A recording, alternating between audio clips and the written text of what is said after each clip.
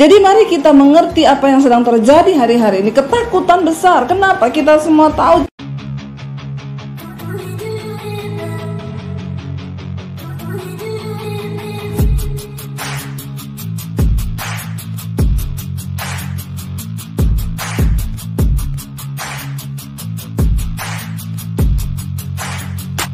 Selamat datang di channel Bela Kebenaran. Kami hadir untuk memberikan informasi opini dan atau fakta terhadap situasi yang sedang terjadi. Mari dukung channel ini dengan cara menekan tombol subscribe dan bunyikan loncengnya. Terima kasih.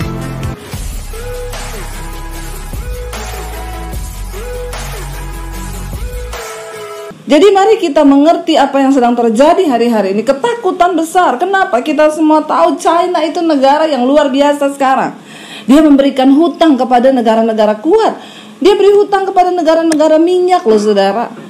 Ya, bahkan yang terakhir kita tahu Amerika pun bertekuk lutut di bawahnya China. Kenapa? Karena semua yang ada di dunia ini ciptaan Tuhan. Nomor 2 made in China. Saudara cukup mengerti hal itu? Ya, mereka menempati urutan nomor 2 setelah Tuhan yang Maha Kuasa. Ya, ini mereka lagi bikin proyek yang luar biasa itu. Mereka lagi bikin matahari KW. Mereka lagi mau bikin matahari yang panasnya itu berapa kali lipat dari matahari asli. Kenapa? Supaya tidak ada malam. Mereka mau kerja terus. Mereka kumpulkan semua kekuatan nuklir untuk bikin proyek ini, yang rencananya nanti akan diorbitkan tahun 2023 apa berapa. Sudah lagi digarap. Siapa yang tahu saudara? Sekarang kita tahu bersama perekonomian bangsa ini sedang tergoncang. Orang punya duit tapi tidak berguna, gak bisa beli apa-apa. Baru kita menyadari bahwa ternyata uang bukan segalanya. Walaupun segalanya perlu uang.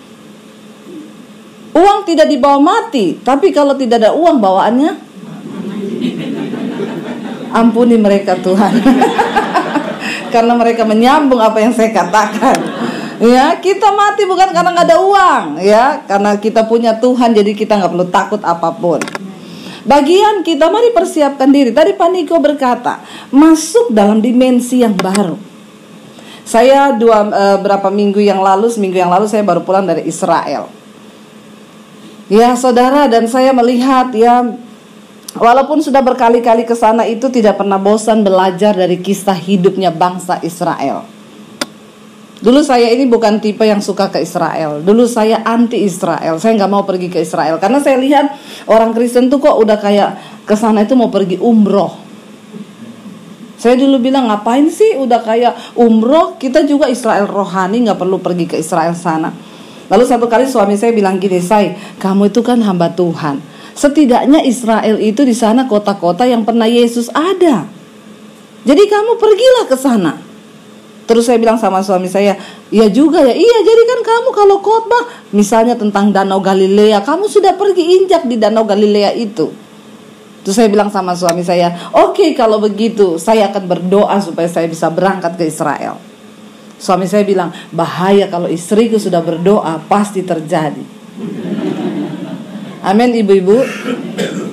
Suamimu harus tahu bahwa engkau adalah seorang penolong yang luar biasa, karena kita punya iman yang luar biasa. Ini memang panas karena mau kiamat atau AC-nya kurang ya? Pak, boleh bagi tisu Pak?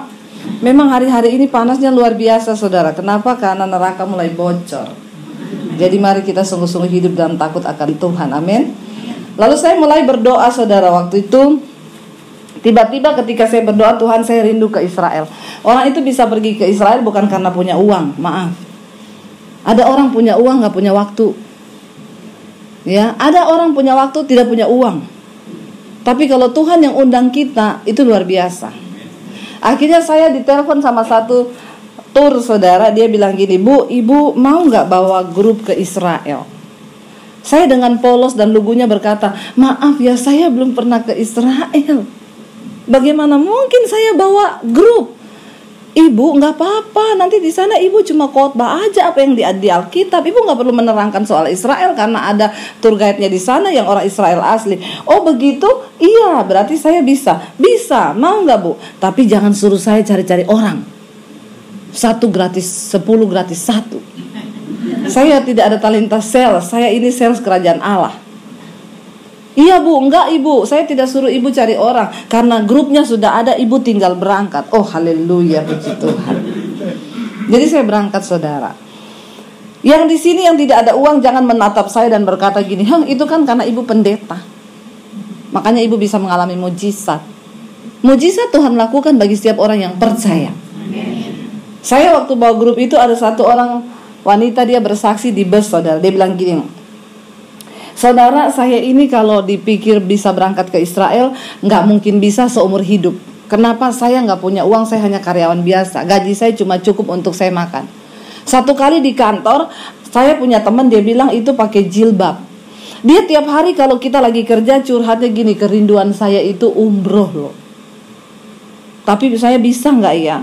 Lalu satu kali saudara, wanita ini ketika ada bosnya datang, bosnya itu muslim. Lalu dia bilang gini, Pak, Bapak kan sama-sama muslim tuh, Bapak gak rindu mewujudkan kerinduannya pegawainya Bapak? Yang mana? Itu yang teman saya satu ruangan. Apa kerinduannya? Dia selalu cerita sama saya, dia pengen pergi umroh.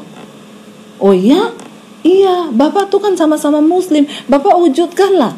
Terus bapaknya bilang, oke, saya akan berangkatkan dia umroh. Kamu Kristen kan? Iya. Mau gak kamu juga ke Yerusalem? Dia bilang, mau banget lah Pak. Ya udah saya bayari kalian berdua. Wow nggak? Loh, tepuk tangan dong. Jadi saudara, tidak ada perkara yang mustahil bagi Tuhan. Yang penting rindu dulu. Saya tidak lagi menjadi sales di sini. Saudara, kemarin saya ke sana itu kita ke Mesir ya. Dari Mesir itu perlulah ke Mesir, ada orang Kristen, nggak usah ke Mesir, ngapain ke Mesir, kita ini kan itu tanah perbudakan. Biar saudara menghayati. Saya kemarin pergi ke Mesir, saya melihat Mesir. Sebelum kita berbicara lebih jauh, saya pengen dulu kita ini belajar sejarah bangsa Israel. Ini pelajaran anak sekolah minggu, tapi banyak orang tua yang tidak tahu. Sejarah bangsa Israel diawali dari siapa? Jangan lupakan Bapak Abraham. Abraham punya istri berapa? Yang lulus sekolah minggu angkat tangan. Abraham istrinya berapa? 1. Enak aja bilang istri Abraham 2. Saya cuma mau menjebak ini. Istrinya 1. 1 itu gundik. Jangan ditambah-tambahi ayat. Istri Abraham itu Sarah. Hagar itu gundiknya. Karena Sarah merasa dia udah gak bisa punya anak, udah menopause, lalu dia suruh Bapak Abraham untuk menghamili gundiknya. Jangan ditiru ini ibu-ibu. Ya, kata ibu-ibu gak usah ditiru, sudah banyak Bu yang terjadi. Di sini tidak ada, amin. Ya. Lalu Abraham meniduri Hagar hambanya. Hagar itu cantik saudara. Konon ada yang berkata dia juga termasuk keluarganya Fir'aun, dari bangsawan. Jadi dia putri Mesir itu Hagar. Ya, cantik-cantik saudara. Saudara bisa bayangkan putri Mesir? Tidak jauh-jauh dari saya. Masalah buat lo. Yang keberatan keluar. Lalu saudara, akhirnya Hagar hamil. Jadi Abraham punya anak berapa? 2. 1. Tidak apa-apa, jawab saja. Kalau saya salah, saya tidak hukum. Benar juga tidak dikasih sepeda. Jadi saudara jawab saja. 1, namanya anaknya siapa? Yang pertama Ismail. Yang kedua Ishak. Tapi kita lagi berbicara tentang Ishak, anak perjanjian. Lalu Ishak menikah dengan siapa? Ribka. Abraham menyuruh hambanya Eliezer untuk carikan Ishak istri. Siapa yang kasih minum onta-ontamu, ya sudah, dia akan menjadi istrinya Ishak. Lalu Ishak menikah dengan Ribka. Dari Ribka Ishak punya anak berapa? Siapa? Yakub dan Esau. Ya. Yang sulung siapa? Esau. Yang bungsu Yakub. Tapi akhirnya Esau menjual kesulungan gara-gara semangkok sop brenebon, kacang merah pakai kaki babi. Ya, itu memang nikmat sekali.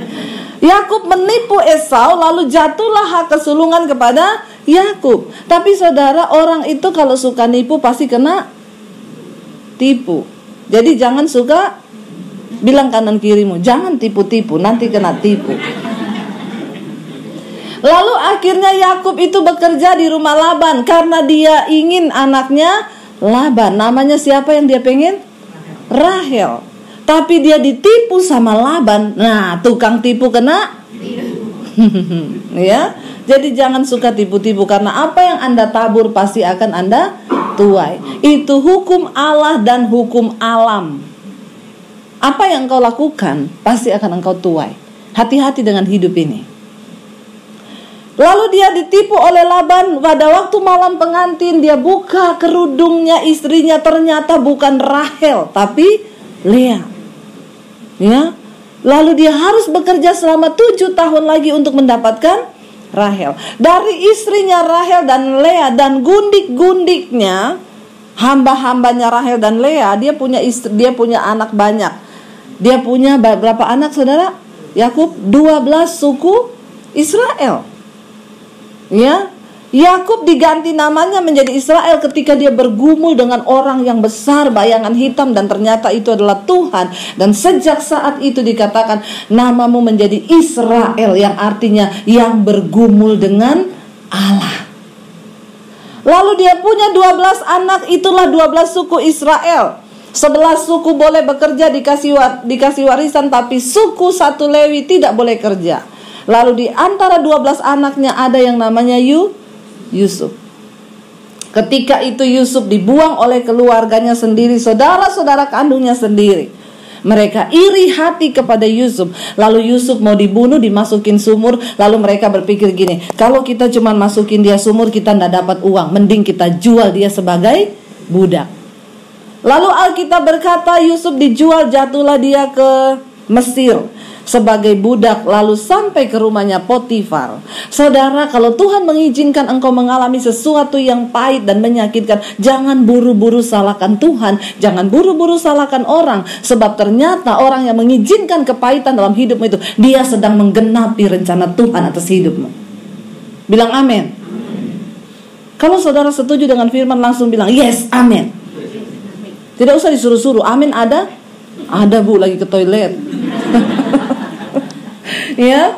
Jadi jangan pernah menyalahkan orang, menyalahkan keadaan. Sepahit apapun yang engkau diizinkan Tuhan terjadi atas hidupmu, bisa jadi itu sebagian dari proses penggenapan rencana Tuhan. Karena engkau tidak akan pernah bisa melihat kemuliaan tanpa salib. Yusuf tidak mungkin sampai ke istana raja kalau tidak lewat pintu penjara. Amin. Gak usah salahin Tuhan, gak usah salahin orang, salahin keluarga, salahin ini atas semua kepahitan yang kau alami. Berserah dan coba mengerti rencana Tuhan. Tapi manusia sama Tuhan itu memang beda tipis. Tuhan maha tahu, manusia sok. Bilang kanan kirimu, bertobat, jangan sok tahu. Jangan sok tahu. Lalu Yusuf dijual ke Mesir, singkat cerita dia jatuh ke rumahnya Om Potifar. Difitnah orang itu kalau sedang menggenapi rencana Tuhan, bukan mulus jalannya. Berkelok-kelok, kadang jatuh, sudah jatuh, ditimpa tangga, diinjak, direndahkan, tidak apa-apa. Asal engkau sedang berjalan menggenapi visi Tuhan. Yes. Saya gak pernah sakit hati dengan apapun yang terjadi. Mau direndahkan, difitnah, ditendang, dibuang, dilepeh, biarin aja. Suka-sukanya Tuhan. Kita lagi dibentuk untuk mencapai kehendak dan rencana Tuhan yang sempurna. Tapi banyak orang gak ngerti, sehingga dia berputar-putar kayak bangsa Israel puluhan tahun. Saudara tahu, dari Mesir menuju tanah perjanjian itu cuma butuh 11 hari kalau jalan kaki. Tuhan bawa mereka berputar. Tapi urusan mereka terputar-putar sampai 40 tahun, itu urusan mereka, bukan urusan Tuhan. Naik bus 8 jam, mereka 40 tahun, sampai berapa generasi mati di padang gurun. Ini gambaran hidup kita. Berapa banyak orang Kristen di hidup ini berputar-putar. Yang Paniko tadi sampaikan, Ya, makan tidak sampai kenyang, minum tidak sampai puas, bekerja hasilnya sedikit, malah kalau sudah ada hasil dilahap sama belalang pelahap. Apa yang sedang terjadi dengan hidup kita? Mungkin kita seperti bangsa Israel. Kenapa? Karena untuk mengeluarkan bangsa Israel dari Mesir cuma butuh waktu 11 hari. Tapi untuk mengeluarkan Mesir dari otaknya bangsa Israel butuh waktu 40 tahun. Saudara mengerti maksud saya? Mental mereka itu mental budak, gak mau denger. Lalu akhirnya Tuhan bawa. Saudara bisa bayangkan di padang gurun itu mereka berjalan. Itu padang gurun panasnya minta ampun. Ya, berasa matahari sudah 1 jengkal. Padang pasir tandus begitu. Tapi pada waktu siang ada tiang awan. Loh, kurang apa coba? Bayangkan orang jalan kok awan ngikuti terus. Ajaib gak? Tapi bangsa ini memang tegar tengkuk. Mereka melihat mujizat demi mujizat demi mujizat, tapi mereka tetap tidak mau percaya sama Tuhan. Marah-marah. Coba kita buka Keluaran pasal 14. Tuhan membawa bangsa ini pindah dari dimensi lama kepada dimensi baru. Dari tanah perbudakan menuju tanah perjanjian. Untuk bisa masuk tanah perjanjian, masuk dimensi yang baru, tidak semudah waktu saudara dengar. Ketika kita masuk dimensi yang baru, berkat Tuhan melimpah. Lalu saudara bilang, amin, yes, yes, yes. Hello. Apa yang ada di bayangan kita dengar kata masuk dimensi yang baru? Berkat baru, mobil baru, rumah baru, proses dan pergumulan yang baru. Kenapa? Untuk bisa masuk di dimensinya Tuhan, ada harga yang harus dibayar. Ada daging yang harus dimatikan. Ada ego yang harus dikalahkan. Ada penyalipan yang benar-benar dan penyangkalan diri yang begitu hebat untuk engkau bisa menikmati semua janji Tuhan di dimensi yang baru. Yuk baca sama-sama Keluaran pasal yang ke-14. Kita baca ayat yang ke-9. 1, 2, 3. Adapun orang Mesir, segala kuda dan kereta Fir'aun, orang-orang berkuda dan pasukannya mengejar mereka dan mencapai mereka pada waktu mereka berkemah di tepi laut dekat Pi Hahirot di depan Baal-Zephon. Ayat 10. Ketika Fir'aun telah dekat, orang Israel menoleh. Maka tampaklah orang Mesir bergerak menyusul mereka. Lalu sangat ketakutanlah orang Israel, dan mereka berseru-seru kepada Tuhan. Ketakutan ini mirip dengan orang yang lagi sekarang takut dengan virus corona. Kenapa? Kematian di depan mata. Kalau orang Mesir berhasil menyusul mereka, maka tidak ada ampun, kematian. Saya mau lanjutkan saudara. Ketika Yusuf menjadi Perdana Menteri di Mesir, Yusuf diberkati dengan hikmat dan roh takut Tuhan. Yusuf membuat lumbung untuk menyimpan gandum-gandum itu. Dan ketika terjadi kelaparan besar di Israel, maka Mesir aman dari bahaya kelaparan karena mereka punya stok gandum banyak. Lalu Yakub Israel mendengar bahwa Mesir tidak mengalami kelaparan. Sekian lama Yusuf sudah hilang dari ingatan mereka. Lalu Yakub bilang kepada anak-anaknya, kamu pergi ke Mesir beli gandum karena di sana banyak gandum. Lalu mereka datang saudara untuk membeli gandum. Mereka ketemu Yusuf, tapi mereka sudah tidak kenal dengan Yusuf. Orang yang diurapi Tuhan itu berubah hidupnya. Mukanya juga berubah. Semakin hari semakin ganteng dan semakin cantik. Kayak saya. Ya, amin. Jangan semakin kusut. Ya, orang ketemu kok kusut banget ya. Nah, itu berarti banyak kepahitan. Harus berubah. Kita semakin hari semakin sukacita. Gak usah apa-apa dipikir. Hidup ini dibawa enteng saja. Utang gak usah dipikir, tapi dibayar. Ya. Lalu saudara, mereka ini disusul oleh bangsa Mesir. Ketakutan yang sama dengan orang yang menghadapi corona sekarang, kematian. Lalu ketika saudara, saya kembali lagi ke Yusuf, belum selesai tadi. Yusuf akhirnya memberi gandum. Dia bilang gini, tidak usah bayar, bawa gandum ini pulang. Karena Yusuf tahu ini keluarganya. Panggil orang tuamu untuk pindah ke Mesir. Lalu mereka pulang dengan senang hati karena gandum tidak dibayar. Lalu mereka cerita pada bapaknya, itu Perdana Menteri, dia suruh kita pindah ke Mesir.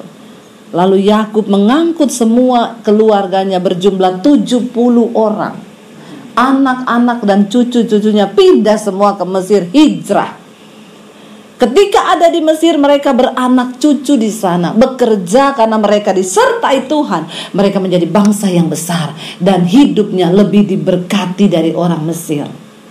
Karena mereka rajin. Itu kayak orang Jawa yang transmigrasi ke Kalimantan, Sulawesi itu loh. Saudara, kalau ke Sulawesi, Kalimantan, Sumatera, sekarang tuan-tuan tanahnya di sana semua orang Jawa. Kenapa? Mereka rajin.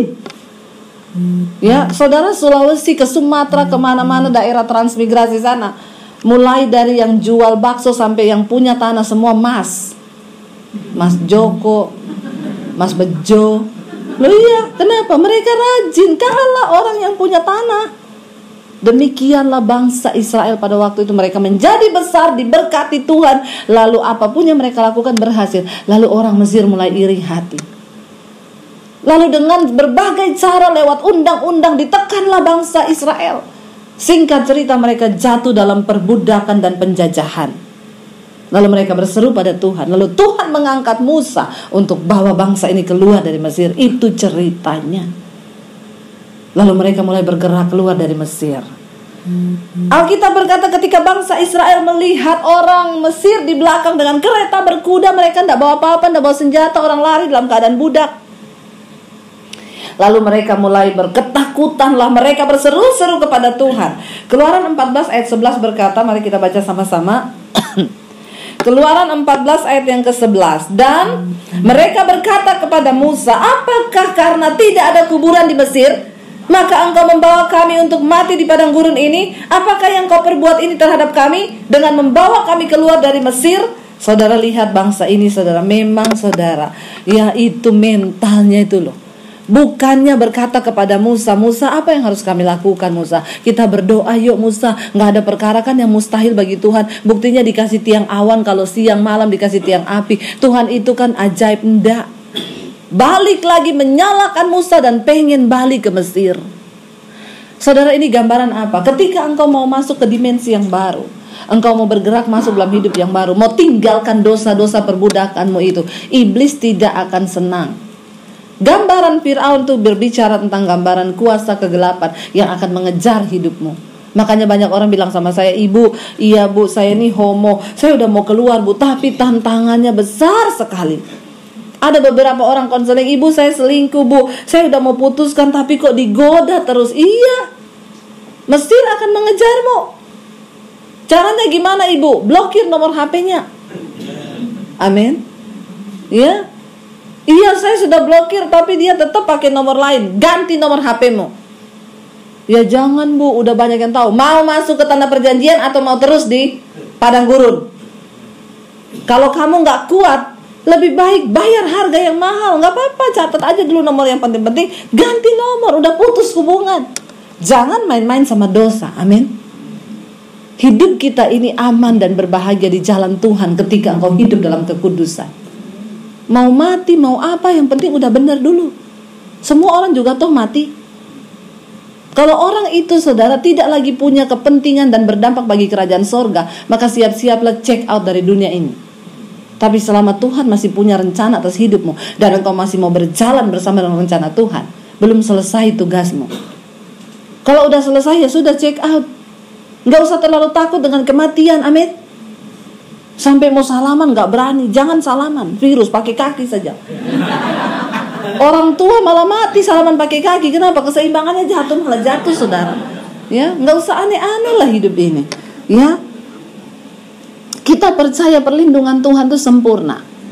Saudara yang baca Mazmur 91, wah ini kalau lagi virus gini semua baca Mazmur 91. Dicatat, ditaruh di dompet. Jangan jadikan ayat sebagai mantra atau jimat. Sebelum saudara mengimani itu, baca ayat 1 dulu. Orang yang duduk dalam lindungan Tuhan, yang bermalam dalam naungan yang maha kuasa. Dalam terjemahan yang lain dikatakan orang yang berada dalam the secret place of God. Apakah kita ada di tempat rahasianya Tuhan hari-hari ini? Apakah kita berada dalam hadirat Allah? Orang yang mengalami janji Tuhan itu cuma mereka yang berada dalam hadirat Tuhan. Jadi kalau engkau tidak berada dalam hadirat Tuhan, tidak usah imani itu ayat. Tidak berlaku bagi hidup kita. Bilang amin. Tiap malam dugem ke diskotik, hidup dalam kenajisan, bilang Mazmur 91, malaikat bilang pret. Enak aja lu. Semua itu ada syaratnya, saudara. Perlindungan Tuhan itu ada syaratnya. Selama engkau berjalan dalam kebenaran dan kekudusan, engkau akan mengalami. Kalau engkau berada di dalam tempat rahasianya Tuhan. Hari-hari ini orang Kristen, saudara, jangankan berputar di padang gurun, mereka bikin jalan baru. Benar gak? Mereka bikin kebenaran sendiri yang bukan kebenaran Tuhan. Kemarin ada ibu-ibu telepon saya, Bu, suami saya selingkuh, Bu. Terus ibu sudah bicara sama dia? Sudah, Bu. Terus saya bilang, kamu pilih saya atau perempuan itu? Dia bilang dua-dua. Bikin jalan baru kan? Bikin kebenaran sendiri kan? Kasih saya waktu untuk melupakan, katanya. Karena tidak semudah itu untuk melupakan perempuan ini. Lalu saya tanya, Bu, sampai kapan kamu butuh waktu untuk melupakan dia? Dia bilang, tunggu waktu Tuhan. Astagfirullah, saudara. Aduh, ya ini kalau di depan saya benar saya baptis ulang. Saya rendam agak lama. Berapa menit? 15. Supaya dibuka mata langsung di rumah Bapak. Lebih baik jiwanya selamat, tubuhnya binasa, nggak apa-apa. Saya gregetan loh, saudara. Dia bilang, masa, Bu? Dia bilang, tunggu waktu Tuhan. Sambil nyanyi, waktu Tuhan pasti yang terbaik, walau kadang tak mudah dimengerti. Peret nggak? Saya gregetan lihat model begini. Lalu istrinya bilang, Bu, ini dia kan saya mau ke Jakarta, mau ketemu sama perempuan itu. Saya nangis, Bu. Dia bilang, nggak usah nangis, pikiran positif saja. Ada ya, saudara. Dia mau pergi ketemu sama selingkuhannya, istri suruh pikiran positif, coba.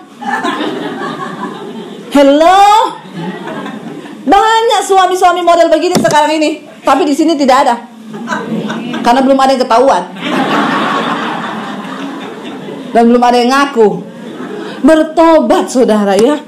Lihat orang model begini ini, coba saudara, mempermainkan Tuhan. Jangankan hidup dalam kebenaran Tuhan, bikin kebenaran sendiri loh. Bapak-bapak, jangan terlalu sombong dengan hidupmu hari ini. Mungkin engkau masih sehat. Jangan sampai, saudara. Yang namanya mati itu kita gak ada yang tahu. Gak usah jauh-jauh, yang barusan ada suaminya BCL nih. Karena banyak ibu-ibu yang menangisi suaminya ketika mati.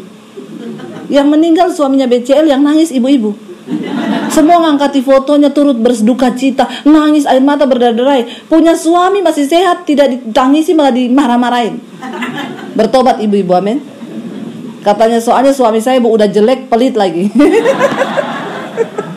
Bapak-bapak bertobat makanya, jangan pelit-pelit sama istri. Ya. Lalu saudara, sampai di mana tadi ini? Jangan hidup dalam dosa, bapak-bapak. Amin. Hargai rumah tanggamu, hargai istri dan anak-anakmu. Ya, saya hari-hari ini konseling orang itu jatuh dalam dosa. Aduh, saudara, ya. Saya berdoa biar jemaat di tempatnya menjadi jemaat yang dewasa. Kita mempersiapkan diri masuk di dalam tanah perjanjian, dimensinya Tuhan. Dan mereka berkata kepada Musa, apakah enggak ada kuburan di Mesir? Oh, makanya kamu bawa kami ke padang gurun ini supaya mati rame-rame di padang gurun, gak usah dikubur. Lihat nih mulutnya bangsa Israel. Kalau saya, saudara, ini mungkin dulu waktu dibaptis belum kena air mulutnya. Jadi tolong saudara, ya, kalau yang cerai-cerai itu baptis, masukin air sedikit di mulut, biar tobat sekalian. Ya, mulutnya itu loh, mencelote, bersungut, menyalahkan Musa, coba. Padahal mereka dibawa keluar kan untuk kebaikan mereka. Tapi karena mentalnya begitu, makanya berputar terus di padang gurun. Ayat yang ke-12 berkata begini, kita baca sama-sama ayat yang ke-12. Keluaran 14 ayat 12, firman Tuhan berkata begini. 1, 2, 3. Bukankah ini yang telah kami katakan kepadamu di Mesir? Janganlah mengganggu kami, dan biarlah kami bekerja pada orang Mesir, sebab lebih baik bagi kami untuk bekerja pada orang Mesir daripada mati di padang gurun. Coba mulutnya bangsa ini, saudara. Dan saudara bisa bayangkan Musa sendirian loh. Ini bangsa yang besar, mulutnya bersungut-sungut. Makanya Musa itu sampai tidak bisa masuk tanah perjanjian, cuma sampai di Gunung Nebo. Kenapa? Karena emosi juga Musa terpancing. Padahal Tuhan memilih Musa karena Musa terpilih sebagai orang yang paling lembut hati di seluruh bumi. Gak ada lawannya. Kalah orang Solo. Tapi akhirnya toh bisa meledak juga. Kenapa? Ngadepi bangsa yang ya, mending kita mati saja di sana, kerja di sana daripada kita mati di padang gurun tanpa makanan, bersungut mulutnya. Benar-benar. Saudara, dosa bersungut-sungut itu dosa yang sangat dimurkai Tuhan. Daripada engkau bersungut, lebih baik mengucap syukur. Amin. Ibu-ibu, suamimu belum bertobat, tidak usah curhat ke kanan kiri, apalagi curhat di Facebook. Bertobat, amin. Nggak usah buka-buka aib di sosial media. Ya, curhat sama Tuhan saja. Luapkan isi hatimu di hadapan Tuhan. Kalau engkau mau nangis, nangis sama Tuhan. Perlu menangis itu, saudara. Kenapa Tuhan tuh kasih kita emosi? Karena orang itu kalau nggak nangis bahaya. Orang itu harus menangis minimal seminggu sekali. Lo benar. Itu untuk kesehatan jiwamu. Ya, kalau saudara tidak menangis itu bahaya. Kenapa? Karena ketika air mata itu keluar, ada hormon anti stres yang keluar di saat bersamaan dengan air matamu. Dan ketika air matamu itu keluar, itu dia lagi toksin, buang racun dari tubuh. Makanya banyak-banyaklah menangis. Amin. Menangis kan bukan cuma karena lagi ada masalah. Kita doa di hadirat Tuhan. Saya sering banget nangis. Nyanyi aja saya sudah nangis. Amin. Jadi yang belum menangis minggu ini saya doakan supaya nanti menangis. Engkau perlu menangis supaya emosimu itu stabil. Orang itu kalau nggak menangis, saudara, apalagi ada yang 1 tahun tidak pernah nangis, itu mesti mukanya, ya itu tuh udah muka penyakitan, udah muka tertekan itu. Kita ini perlu, saudara, benar. Karena Alkitab bilang ada waktu untuk tertawa, ada waktu untuk menangis. Karena kalau tertawa terus bisa gila. Jadi sesekali menangis. Lalu bangsa Israel bersungut-sungut kepada Musa. Ayat 13, tetapi berkatalah Musa kepada bangsa ini, janganlah takut, berdirilah tetap dan lihatlah keselamatan dari Tuhan yang akan diberikannya pada hari ini kepadamu. Sebab orang Mesir yang kamu lihat hari ini tidak akan kamu lihat lagi untuk selama-lamanya. Lalu mereka, saudara, lalu Tuhan yang akan berperang bagi kamu. Mereka menyeberangi laut, saudara. Ketakutan yang memuncak ketika di depan itu laut Teberau, di belakang pasukannya Fir'aun. Itu kalah menghadapi virus corona. Benar-benar mati udah. Lalu mereka berseru pada Tuhan. Saudara yang pernah pergi ke Mesir, kita jalan nanti naik bus, lalu kita menuju, ada satu terowongan di bawah laut yang menghubungkan 2 benua. Kita nyebrang itu sudah berpindah benua lain. Itu namanya terusan Suez. Saudara yang sudah pergi ke sana, kita masuk di terowongan bawah laut, ya. Disitulah diperkirakan para ahli Musa membelah laut di terusan itu. Kenapa? Karena itu jaraknya cuma 2 kilo antara satu benua dengan benua yang lain. Itu cuma 2 kilo jaraknya menyeberang. Jadi jadi saya pikir masuk akal juga. Nggak mungkin laut samudra besar itu dibelah sama Tuhan yang gede banget itu tuh, ya. Itu saya dulu berpikir iya ya, ternyata di situ itu diperkirakan para ahli mereka mau menyeberang itu ya di terusan Suez itu cuma 2 km itu. Lautnya terbelah, mereka nyebrang. Ketika bangsa Israel menyeberang, Mesir masuk, airnya tertutup. Mereka wow nggak? Wow, Tuhan dahsyat. Nyanyi mereka, nyanyi, wow Tuhan ajaib, Tuhan luar biasa. Waktu mereka mulai berjalan lagi, Alkitab berkata, coba kita lompat Keluaran pasal yang ke-15. Kita lihat Keluaran pasal yang ke-15, saudara, apa yang bangsa Israel lakukan lagi. Mereka ini baru saja melihat, ya, bagaimana Tuhan mengerjakan sesuatu yang luar biasa. Sudah bersungut-sungut lagi. Keluaran pasal yang ke-15, mulai ayat yang ke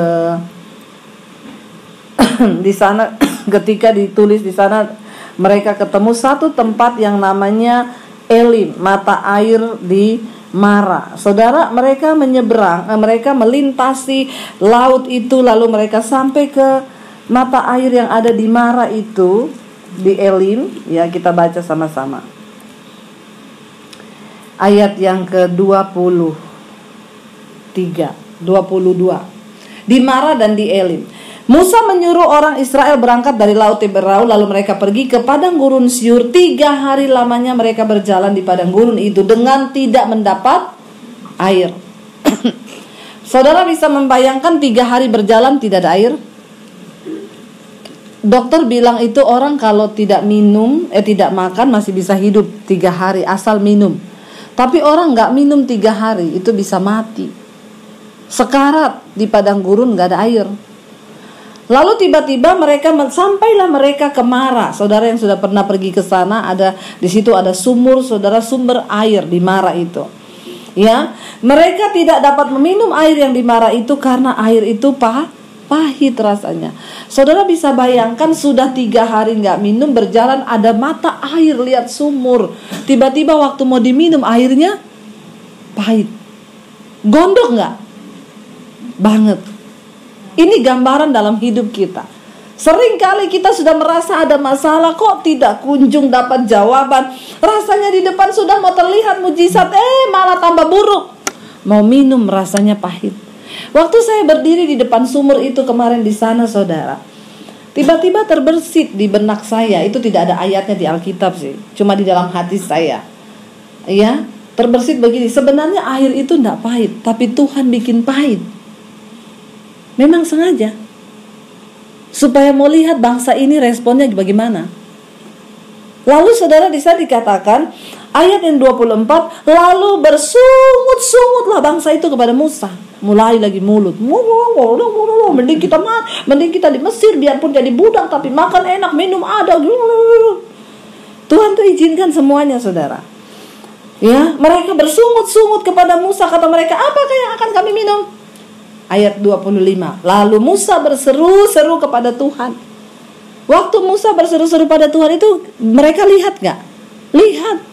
Di tengah-tengah mereka, Musa berseru, Tuhan, Engkau yang bawa bangsa ini keluar, Tuhan. Aku cuma taat, lakukan mujizat-Mu supaya mereka tahu bahwa Engkau yang berserta dengan kami. Lalu terjadi mujizat.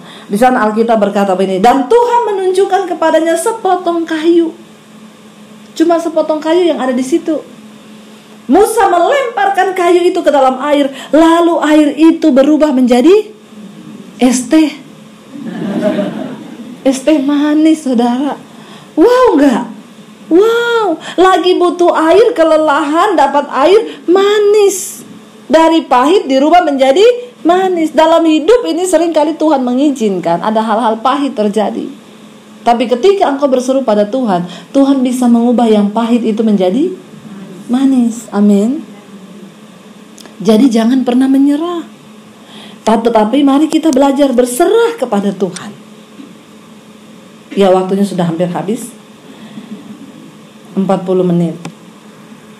Lalu air itu menjadi manis. Di sanalah diberikan Tuhan ketetapan-ketetapan dan peraturan-peraturan kepada mereka. Dan di sanalah Tuhan mencoba mereka. Itu air sebenarnya tadinya tidak pahit, tapi memang Tuhan sengaja mau mencoba mereka. Hati-hati dalam hidup ini. Seringkali Tuhan izinkan banyak hal untuk mencoba iman kita. Amin. Tapi ketika engkau percaya pada kehendak Tuhan, engkau tidak akan mudah bersungut-sungut. Nangis saja di kaki Tuhan.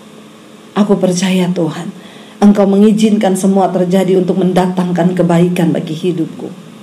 Aku percaya yang pahit sekalipun Tuhan sanggup ubah menjadi manis. Yang paling penting dalam hal ini, saudara, mari kita satu keluarga hidup damai bersama, rukun bersama. Amin. Suami, istri, dan anak-anak, mari kita hidup rukun bersama, bersehati. Itu cukup menjadi modal. Kenapa? Alkitab berkata, di mana orang hidup rukun bersama, kesanalah berkat Tuhan diperintahkan. Tuhan tidak bilang, di mana ada lulusan cum laude, di sana berkat Tuhan diperintahkan. Maaf, saudara, hukum Tuhan dan hukum dunia itu berbeda. Jangan engkau paksa anakmu melakukan apa yang kau mau, yang kau pikir itu benar. Orang tua sekarang, anaknya dari kecil dilesin bahasa Inggris, matematika, fisika, kimia, dijejeli semua, tapi belum pernah ada yang lesin Alkitab. Ini loh orang Kristen salahnya. Anak saya bilang, Mam, nilai saya di sekolah nggak terlalu bagus, nggak apa-apa deh. Bukan itu yang menentukan kamu masuk surga. Kalau memang kamu nggak kuat di akademi, nggak apa-apa. Saya bilang sama anak saya, dia bilang, aku nanti kuliah ambil apa? Berdoa kepada Tuhan. Kenapa? Kesuksesanmu di dunia ini bukan waktu engkau raih semua cita-citamu, tapi waktu engkau bisa raih cita-cita Tuhan atas hidupmu. Amin, saudara. Tanamkan kepada anak-anakmu nilai yang begitu. Ya, jangan suruh anak-anak, ya pokoknya kejar cita-citamu setinggi bintang di langit sampai ke negeri Cina. Sekarang kejarlah ke sana. Tidak ada orang berani ke sana sekarang. Benar nggak, saudara? Ya, sekarang menutup pintu semua. Cuma dekat Tuhan kita aman.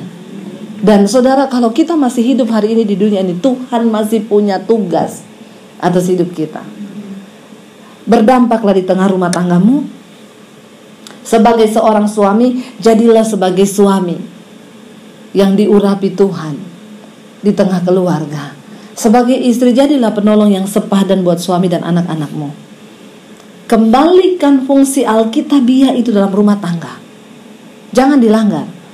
Ada bapak-bapak yang datang sama saya, Bu, saya mau minta ayat yang tentang istri tunduklah pada suami. Saya bilang, kenapa? Mau saya kasih istri saya, Bu. Saya bilang, sebelum saya kasih yang buat ibunya, saya kasih dulu yang buat bapak. Emang ada, Bu? Ada. Apa ayatnya? Saya kasih dia ayatnya, ini loh. Hai suami, kasihilah istrimu seperti engkau mengasihi tubuhmu sendiri. Kaget dia, ada ayat itu, Bu? Ini loh ada. Jadi bagaimana? Masih mau yang buat ibu? Tunggu dulu, saya renungkan dulu ya, ini berat ternyata. Ya, berat. Kenapa ada istri yang tidak tunduk pada suami? Karena di situ pasti ada suami yang tidak mengasihi istri. Itu cuma timbal baliknya begitu. Kenapa ada suami yang tidak mengasihi istri? Karena di situ pasti ada istri yang tidak tunduk pada suami. Firman Tuhan itu diberikan bukan untuk kita saling tembak, tapi mari rendahkan diri dan berusaha untuk bisa melakukan firman itu. Amin. Ya, saya berdoa supaya kita semua, saudara, memasuki dimensi yang baru bersama Tuhan. Beritanya hari ini tidak perlu takut. Persiapkan hidup kita. Kita mati bukan karena virus corona, bukan. Ya, ini semua negara sudah kasih list yang kena corona, tapi kok Indonesia masih nol ya? Nah, ini kita juga bingungin. Tapi benar-benar tadi pagi saya baca berita, Menkesnya bilang memang belum ada. Ya, puji Tuhan kalau memang belum ada. Mungkin karena suhu kita yang panas begini, atau memang orang Indonesia itu juga kebal. Begitu corona masuk dia kaget, banyak sekali virus dalam sini. Malah virusnya yang sakit, saudara. Ya, ya bisa jadi loh. Orang kita makan mie ayam di pinggir jalan itu yang dicuci mangkoknya cuma di ember kecil loh, cuciannya air. Ya, semua kita makan. Kalau orang sana kan memang steril, nggak pernah ada kuman, tidak pernah ada virus. Jadi cuma flu aja bisa mati. Kita ini di sini, ya, gudangnya virus, gudangnya bakteri, tapi kita aman-aman aja. Haleluya. Karena kita punya Tuhan yang dahsyat, amin. Makanya saudara, ya, nggak ada yang perlu kita takuti kalau kita percaya Tuhan pegang kendali. Tapi orang Kristen, mari kita semakin dekat dengan Tuhan. Kita ada di hari-hari yang terakhir. Jangan kayak bangsa Israel. Saya undang para imam musik, jangan seperti bangsa Israel yang terus berputar di padang gurun karena nggak ngerti rencana Tuhan. Saya berdoa kita semua mengerti rencana Tuhan, amin. Kita semua mau berkata, Tuhan, kami mau, Tuhan, melakukan apa yang Tuhan mau. Mari kita bangkit berdiri bersama. Ini hidup kami, Bapa. Bila Engkau tidak beserta kami tidak mau berjalan, Tuhan. Engkaulah yang berjalan bersama kami, memegang tangan kami.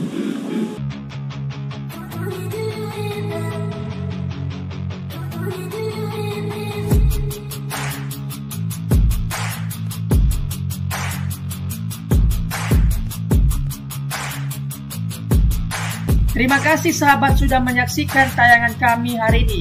Tuhanlah yang membalas dan memberkati kita semua. Apabila sahabat diberkati, marilah kita dengan murah hati untuk share video ini kepada teman-teman kita yang lain, kepada grup-grup keluarga dan sebagainya.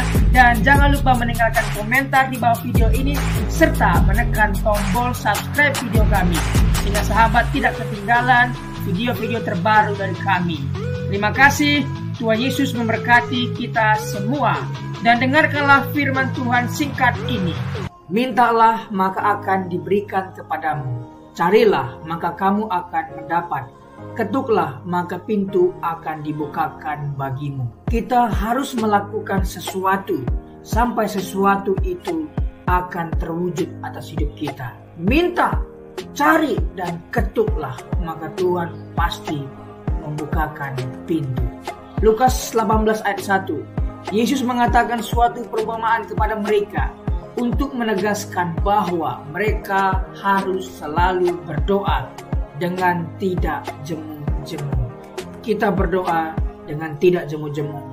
Terus minta maka pasti akan diberikan. Tuhan Yesus berkata, karena itu aku berkata kepadamu, apa saja yang engkau inginkan ketika engkau berdoa, percayalah bahwa engkau telah menerimanya dan engkau akan memilikinya. Amini ayat firman Tuhan ini, bahwa Tuhan pasti memberikan segala sesuatu yang kita butuhkan. Semoga Allah, sumber pengharapan, memenuhi kamu dengan segala sukacita dan damai sejahtera dalam iman kamu, supaya oleh kekuatan Roh Kudus kamu berlimpah-limpah dalam pengharapan. Terima kasih. Apabila sahabat ada komentar dan pendapat yang lain terhadap video hari ini, boleh tuliskan komentarnya, pendapatnya di kolom komentar di bawah video ini, sehingga kita boleh diskusi